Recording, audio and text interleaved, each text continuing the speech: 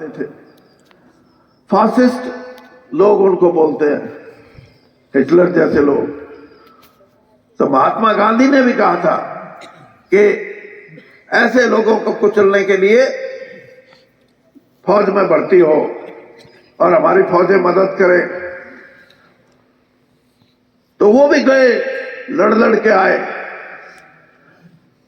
और उन्होंने वहां देखा कि दुनिया तो और है।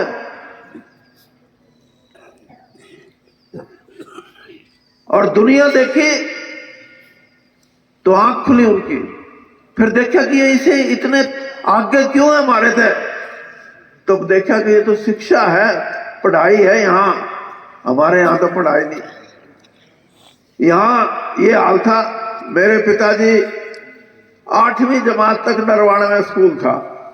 अभी एक भाई बात कर रहा था कि 3-3 कॉलेज हमारे अकेले उचाने में। 8वीं जमात से 9वीं में पढ़ने के लिए पुंडरी जाना पड़ा था। पुंडरी में स्कूल था 10वीं तक का, और बीए करनी थी तो दिल्ली में या लाहौर में जाना पड़ता था। बाद में तो हम बड़े में भी आगे थे, लेकिन मैं आपको 100 साल पहले की बात बताता हूं। तो जागृति नहीं थी, और जब तक जागृति नहीं होती, अपने हकों की लड़ाई लड़ने की क्षमता जब तक नहीं होती, जब तक ये पता नहीं होता कि अच्छा क्या है बुरा क्या है, तो कहीं ना कहीं कमी रह जाती है। और इसी कमी की वजह से मैं ये नहीं कह रहा, आप खुद सोचना इस बात को। मैंने 2009 में जो चुनाव हुआ, यही जो हमारे अपने इलाके के लोग, यानी मैं कह रहा ना, बुद्धि में कमी किस बात की है? कमी इस बात की है कि हम अपना नफा नुकसान ही नहीं सोचते। वो लोग जो वीरेंद्र सिंह से चिढ़ते थे, यो किसा चौधरी, यो किसा पे जीते, वो ये नहीं सोचते थे कि ये करता क्या है तुम्हारे लिए। वो ये सोचते थे कि इसको ठोकना कैसे है। जब देखा कि ठोकने का काम किसी और के बस का नहीं, तो पूरी बस लेके गए थे चौटाला साहब के पास, ओम प्रकाश चौटाला जी के पास, कि जी तू लड़ ले, बता दो इस बात में कोई कमी हो तो। सही बात है। और उससे पहले नरवाना में,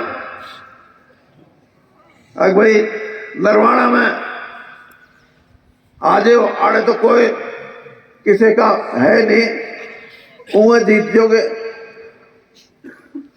तो जो ये सोच क्यों है? वो कहते ना, घट के पट नहीं खुले। हमारे को पता ही नहीं हमारा लाभ किसमें है, नुकसान किसमें है, फायदा किसमें। और यही कारण है कि हम पीछे रहे। लेकिन आप लोगों ने फिर भी, मैं ये कहूंगा, मैं आपका एहसान मानता हूं। ना तो तुम कतिये टाल कर दो, अकीम के ठोक दिया, अब आगे भी ठोकांगे, फिर दो पे ठोक के फिर न तीसरे भी ठोकांगे। हाँ, मानसिकता है ये। कम से कम 5 साल में नहीं तो देख लो, हाँ भाई बात तो माड़ी हो, ये कुछ करो यार, इसका भी करो, ठीक करो। लेकिन ये छोड़नी पड़ेंगी ये बातें। इन बातों से हटो पीछे।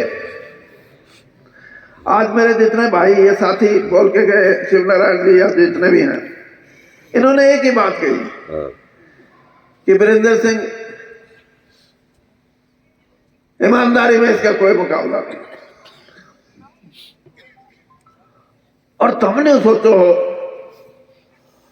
अब कि मेरा कितना ब्याह तेज करके, मैं आपको सही बताता हूं, इसलिए बता रहा हूं कि कई चीजें ऐसी हैं जो ना तो किताबों में है और ना आप लोगों को पता। मैं 1953 में, क्योंकि मेरी सारी पढ़ाई रोहतक में हुई, मेरी नानी के पास, दीनबंधु छोटूराम जी की धर्मपत्नी के पास, वो मेरी नानी थी। आसौदा गांव के लोग, गांव में स्कूल बनाना था, आसौदा की पूरी पंचायत गई और ये ठीक कह रहा था पहलवान, लीला पहलवान, कि चौधरी छोटू राम को वहां का जो दलाल गोत है उसने अपना लिया था कि हम इनकी लड़ाई लड़ेंगे, छोटू राम को हमने आगे बढ़ाना है। तो वो जो आसौदे के लोग आए, कहने लगे माई जी, उनको माई जी बोलते थे सब, अगर हमने स्कूल बनाना है और तेरे पर नींव रखवाओगे।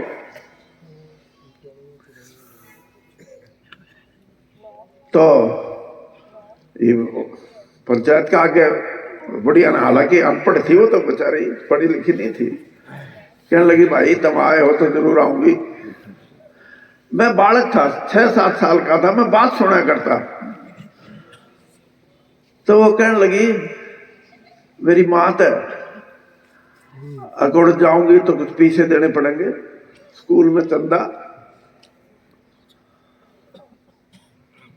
मां बेटी में बात होकर फैसला होया कि 2100 रुपए में कमरा बन जाता था उस टाइम, ये तो 2.5 लाख में भी नहीं बनता।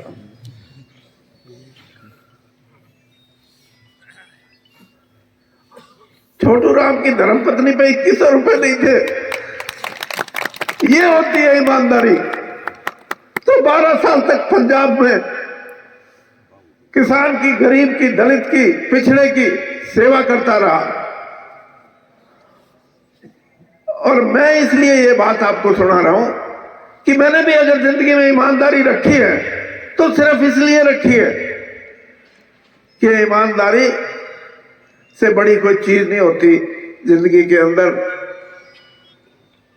मैं मोदी जी की सरकार में मेरे को स्टील मिनिस्टर का पद दे दिया। एक एक कारखाना 40-40 हजार करोड़ का बनता है। एक कारखाना लोहे का 40,000 करोड़ का, कोई 20,000 करोड़ का, कोई 60-60 हजार करोड़ का। और मेरा एक मिलने वाले थे, कहने लगे वीरेंद्र सिंह, ये ऐसा महकमा है कि शीशे के महल में बिठा दिया तेरे को और इसमें राल पड़न लग जाए नेताओं को, क्योंकि वहां रिश्वत भी कोई जो आड़ा नौकरी मिले ना 5 लाख 10 लाख, ये बात चल रही है। पकड़े भी गए, कहीं की टैक्सी में पकड़े गए, कितने 80 लाख है कितने। हाँ, अगर मैं वो आदमी कहने लगा कि यहां रिश्वत लाख में, हजारों में नहीं है, यहां तो करोड़ों में भी नहीं है, कोई करोड़ में है, तो ठीक रही है, कदे इतना फसान खातर तो नहीं हो महकमा दे दिया। और मैंने देखा भी कितने ले लो, लेकिन वही बात कि ईमानदारी आदमी की सबसे बड़ी ताकत है। और ईमानदारी से और सच्चाई से अगर इस देश में राजनीति हो तो इस देश की किस्मत बदल सकती है।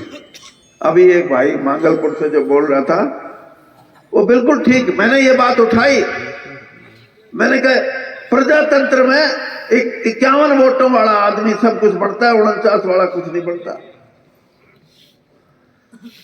लेकिन खेला में भी देखा होगा, पढ़ाई में भी देखा होगा कि जो सब ना हरा दे उसको गोल्ड मेडल, और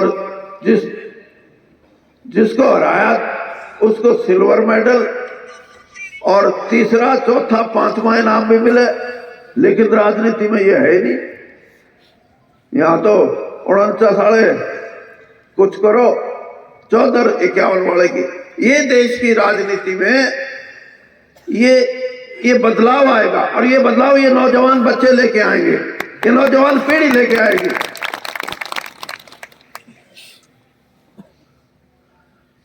मैं शुरू दिन से एक बात कहता था, जब किसान आंदोलन हुआ, मैंने कहा इसका फैसला जल्दी होना चाहिए। ये नहीं थी कि फैसला क्या हो, ये था कि बैठे हैं कहीं कोई ऊक चूक ना हो जाए। समझो तुम तो इस बात को, अगर उस आंदोलन में सबसे बड़ा खतरा इस बात का था कि कहीं कोई ऊक चूक ना हो जाए, क्योंकि आंदोलन में कुछ ऐसी चीजें उभर के आई थी जो हमारे समाज के ताने बाने को तोड़ना चाहती थी, जो हमारे भाईचारे को खत्म करना चाहती थी, जो हमारे समाज को, और इसलिए जितना जल्दी उसका समाधान होता उतना ही अच्छा था।